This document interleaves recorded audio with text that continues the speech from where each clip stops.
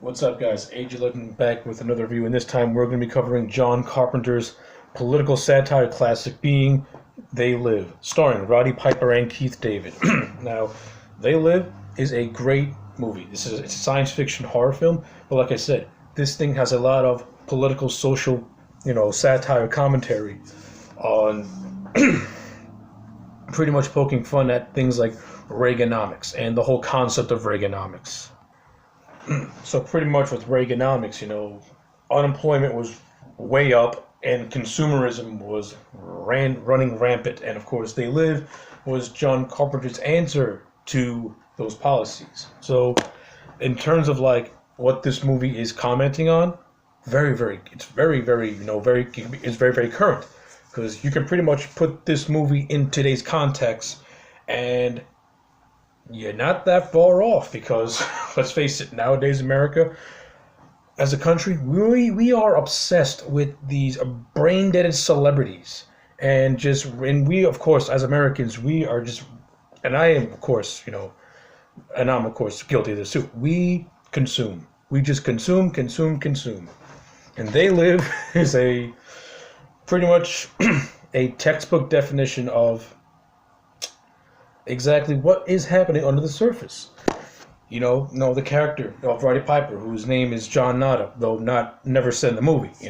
He's like this everyday common man who stumbles upon a very dark secret, is that we the people, humans, are being controlled by these aliens to overconsume, to marry, reproduce, to obey, to consume, to do everything. These aliens have us under control, and only Roddy Piper's character can see this, because he has these sunglasses which enable him to see the black and white truth. And of course, when he does not have these sunglasses on, he sees the fake mirage of color, as if nothing is wrong. So this movie's fantastic. It's got so many subtleties to it. It's got so much subtext to it. And it doesn't shove it all in your face. It actually serves the story as a whole, because it's commentary and satire done in a way where it's not going to insult the viewer by pounding its message so far down your throat that you get sick of it, because it puts the story of the movie first. And the story of the movie first is Roddy Piper's character is going to try and take down these aliens and expose them for what they are, and try and get us out of this mental manipulation that they have us under. And throughout the course of the movie, Roddy Piper finds tons of ways to try and do these things, joining forces with the character Frank, played by Keith David, who puts on a great performance. And of course, Piper and David have pretty much one of the greatest fight scenes in the history of movies, which is the back alley fight where they beat the crap out of each other, and it's so real, it's so gritty and so realistic, and both Piper and David make it look so great. Being that Piper was unfortunately a former professional wrestler, so he was able to coach David on how to do the fighting, and David was able to coach Piper on how to act and make it look real without making it too real. And of course, the two of them together in general, as the budding friendship, it really works. David and Piper have surprisingly good chemistry, and Piper, he does not have a whole lot of lines in this movie. In the movie in general, very little dialogue is spoken in this movie, but it works, especially for Piper's character. Piper's character doesn't have a whole lot of dialogue to say, but whenever he has something to say, it means something.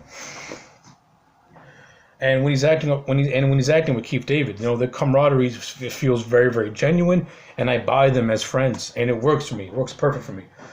You got a character played by Meg Foster in this movie, and she has a nice little role in it.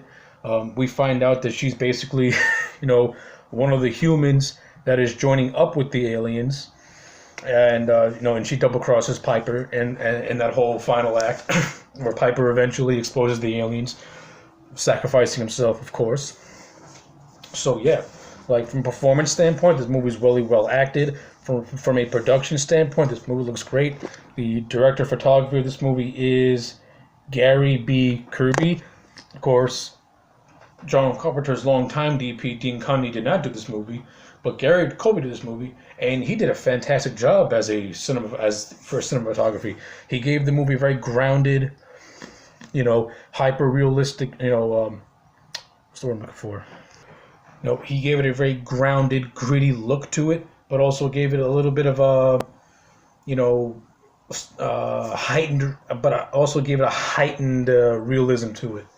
And it serves the story well, and it serves the acting well. And of course, John Carpenter is an ace director. He knows what he's doing. The acting all over the board is great. There's, the makeup design of the aliens is cool. But of course, this movie's the best things about this movie is pretty much Roddy Piper and the classic one-liners. I come here to chew bubblegum and kick ass. I'm all out of bubblegum. My favorite one being Mama Don't Like Tattletales. This is all in the bank scene where he's killing all the aliens for the first time, and it's great stuff. I like his interactions with the side characters, and I like the scene where Piper and Frank, they meet a small little band of resistance members who are in the fight against the aliens as well. So yeah. No, this movie is done fairly well. It's got a lot of good set pieces, good action set pieces also. We get this really intense scene where the aliens who are in their police disguise just raid this homeless shelter and they just kill people. It's very it's actually really, really hard to watch, given the subtext of what was going down in LA during the late 80s into the early 90s, seeing something like this.